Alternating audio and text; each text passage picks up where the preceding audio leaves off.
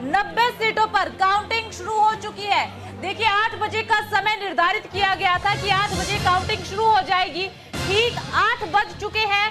Counting Haryana और जम्मू कश्मीर दोनों ही जगह पर 90 सीटों पर मतदान हुआ था और आज 90 सीटों पर काउंटिंग शुरू हो चुकी है।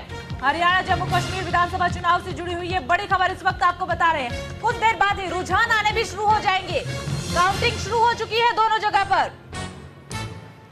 तो फिलहाल ये बड़ी अपडेट इस वक्त आपको दे रहे हैं। पोस्टल बैलेट यानी कि मतपत्रों की शुरुआत सबसे पहले की गई है काउंटिंग के तहत में और उसके बाद से ठीक 30 मिनट बाद यानी 8:30 बजे का समय जब ईवीएम की काउंटिंग शुरू हो जाएगी तो आधे घंटे पहले बैलेट पेपर से जहां चुनाव होते हैं ऐसे में बैलेट पेपर्स की पहले काउंटिंग शुरू होती है और आधे घंटे बाद ईवीएम की काउंटिंग शुरू कर दी जाती है। तो फिलहाल ये जानकारी आपको दे रहे हैं। 90 के 90 विधानसभा सीटें दोनों जगह जम्मू कश्मीर, दूसरी तरफ हरियाणा भी, और इस बार अपने अपने चुनावी मुद्दे रहे हैं जहां तमाम पार्टियों के, तो वहीं दूसरी तरफ स्थानीय लोगों के मन में भी कई ऐसे मुद्दे रहे हैं जिसको ध्यान में रखते हुए इस बार वोटिंग की गई है। हालांकि तकदीर बदलेगी, तस्वीर बदलेगी या नहीं ये तो देखना होगा, क्योंकि जम्मू कश्मीर में जहां दोनों पार्टियों के ओर से जो बड़ी प्रमुख दो पार्टियां बीजेपी और कांग्रेस ये दावा करती है कि उनकी सरकारें बदलेंगी, तो जनता का आदेश क्या होगा, जनता किसके साथ खड़ी होती है, और ऐसे में ये देखना सबसे ज्यादा इंटरेस्टिंग फैक्ट होगा।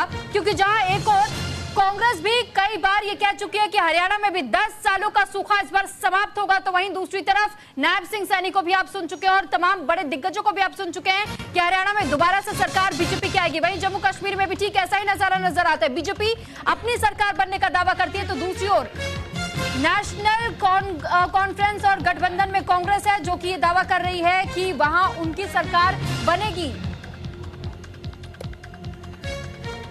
तो वहीं इस बीच बड़ी अपडेट भी मिल रही है जहां पर भूपेंद्र सिंह हुड्डा से जुड़ी हुई है बड़ी खबर। हरियाणा विधानसभा चुनाव से जुड़ी हुई बड़ी अपडेट आपको बता रहे हैं। गढ़ी सांपला किलोई से भूपेंद्र सिंह हुड्डा आगे चल रहे हैं। तो ये बड़ी अपडेट देखिए, रुझान आने शुरू हो चुके हैं। भूपेंद्र सिंह हुड्डा को शुरुआती रुझान में बढ़त मिलती हुई नजर आ रही है।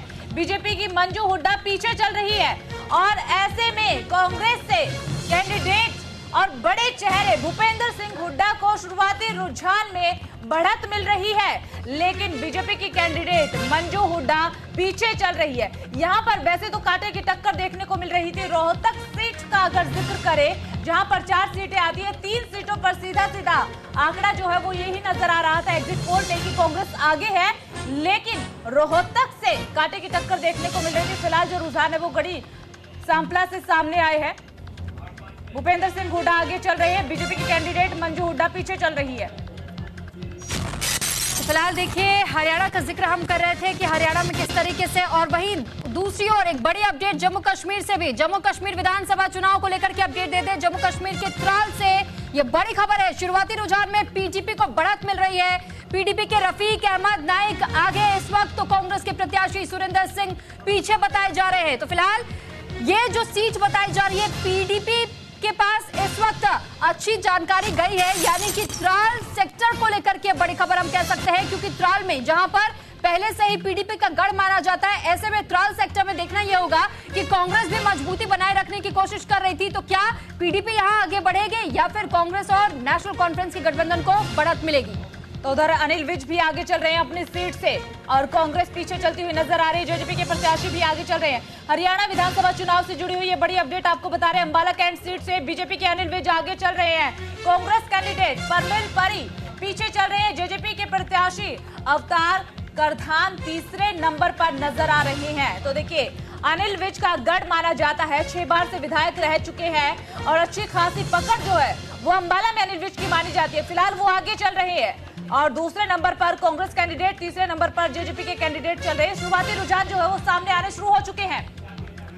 तो बिल्कुल देखिए, जैसा मेरी सहयोगी भी आपको ये जानकारी दे रही है कि कांग्रेस प्रत्याशी परिमल परी इस वक्त पीछे चल रहे हैं, जबकि वहीं दूसरी तरफ जेजेपी के प्रत्याशी अवतार करधान तीसरे नंबर पर है। और जम्मू कश्मीर की अगर हम बात करें तो पुलवामा से खबर है, शुरुआती रुझान में एनसी को बढ़त मिली है, यानी नेशनल कॉन्फ्रेंस को बढ़त मिल रही है और नेशनल कॉन्फ्रेंस के मोहम्मद खलील आगे हैं, तो वहीं पीडीपी के वहीद अरमान पारा इस वक्त पीछे बताए जा रहे हैं। यहाँ पीडीपी को थोड़ी सी हम ये कह सकते हैं कि चिंताजनक खबर है पीडीपी के लिए, लेकिन फिलहाल ये शुरुआती रुझान है और शुरुआती रुझान में कुछ भी स्पष्ट नहीं कह सकते, क्योंकि अंत पड़ाव तक पहुंचते पहुंचते भी सियासी खेल पलट जाता है। और इसी के तहत हमें इंतजार करना होगा शाम 5 बजे, दोपहर 3 बजे तक का, क्योंकि तभी पूरी तरीके से रुझानों की धुंधली तस्वीर साफ होती है। और इस वक्त क्योंकि 8 बजे से वोटिंग काउंटिंग की प्रक्रिया की शुरुआत हुई, तो शुरुआती रुझान में एनसी को बढ़त, नेशनल कॉन्फ्रेंस के मोहम्मद खलील आगे है, पीडीपी के वहीद और हरमान पारा पीछे बताए जा रहे हैं। तो वहीं जम्मू कश्मीर के कुलगाम से भी बड़ी खबर मिल रही है, जहां पर सीपीआई-एम के मोहम्मद यूसुफ तारिगामी पीछे चल रहे हैं। शुरुआती रुझान में सैयर अहमद रेशी आगे चल रहे हैं। निर्दलीय प्रत्याशी सैयर को जमात का समर्थन मिलता हुआ नजर आ रहा है। जम्मू कश्मीर के कुलगाम में सैयर जमात के समर्थन के साथ आगे चल रहे हैं। सीपीआई-एम के मोहम्मद यूसुफ तारिगामी पीछे चल रहे हैं। शुरुआती रुझान में सैयर अहमद रेशी आगे चलते हुए नजर आ रहे हैं। ये बड़ी अपडेट इस वक्त आपको बता रहे हैं। तो वहीं हरियाणा विधानसभा चुनाव से जुड़ी हुई भी खबर मिल रही है। जगाधरी सीट के रुझान सामने आ चुके हैं। बीजेपी को बढ़त मिल रही है। बीजेपी के कृष्णपाल गुर्जर आगे चल रहे हैं। कांग्रेस के अकरम खान पीछे चल रहे हैं। आम आदमी पार्टी के आदर्श पाल गुर्जर तीसरे नंबर पर नजर आ रहे हैं। देखिए, इस बार हरियाणा विधानसभा चुनाव में आम आदमी पार्टी भी पुरजोर कोशिश करती हुई नजर आ रही है और सभी सीटों पर अपने कैंडिडेट उतार दिए थे। हालांकि पहले गठबंधन में चुनाव लड़ना था, लेकिन उसके बाद अकेले दम पर चुनाव लड़ती हुई आम आदमी पार्टी नजर आ रही है। तो भाई देखिए, दोबारा जम्मू कश्मीर का अगर हम जिक्र कर ले तो जम्मू कश्मीर चुनाव को लेकर के एक बड़ी अपडेट है। जम्मू कश्मीर के दोरू सीट से कांग्रेस को बढ़त फिलहाल शुरुआती रुझानों में मिल रही है, जबकि कांग्रेस के गुलाम अहमद मीर इस वक्त आगे है और पीटीपी के मोहम्मद अशरफ मलिक पीछे बताए जा रहे हैं। तो जम्मू कश्मीर को लेकर के भी बड़ा अपडेट है और यहाँ पर पीटीपी को बढ़त है। तो वही दूसरी तरफ हम ये देख रहे हैं कि मोहम्मद अशरफ मलिक पीछे चल रहे हैं कांग्रेस की ओर से।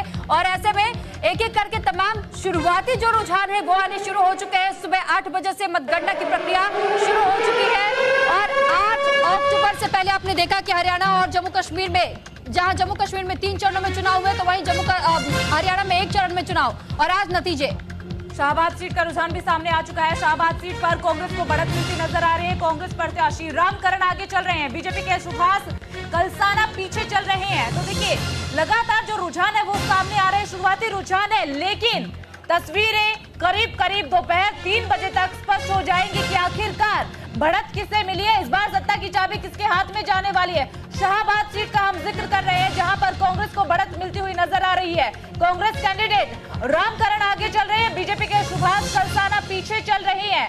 तो देखिए, कहीं ना कहीं जो शुरुआती रुझान हरियाणा में सामने आ रहे हैं, अंबाला से बीजेपी को बढ़त मिलती नजर आ रही है।